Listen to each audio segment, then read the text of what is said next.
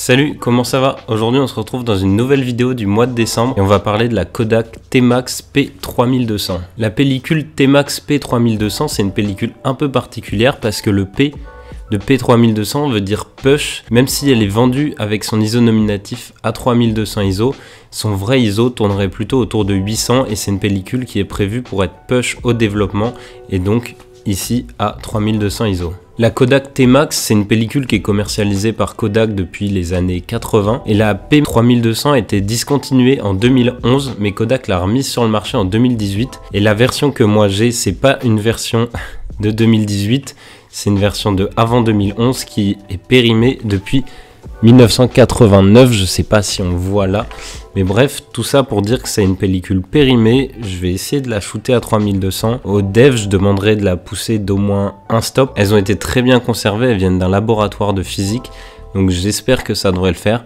Nous, on va partir de nuit tout de suite, la shooter et on va voir ce que ça donne. Allez, c'est parti.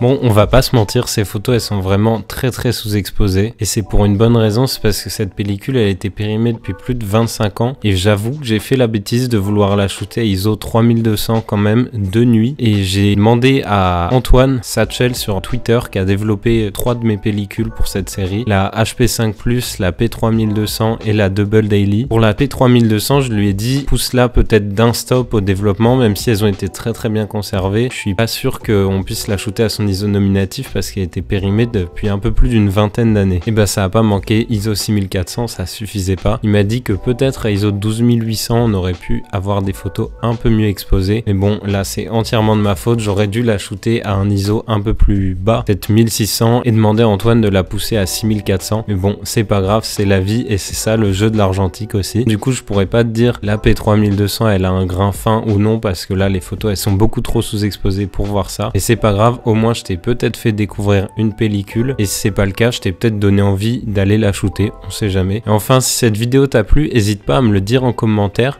surtout oublie pas de t'abonner et de mettre la cloche pour pas rater la prochaine vidéo et nous on se retrouve demain dans une nouvelle vidéo. À plus.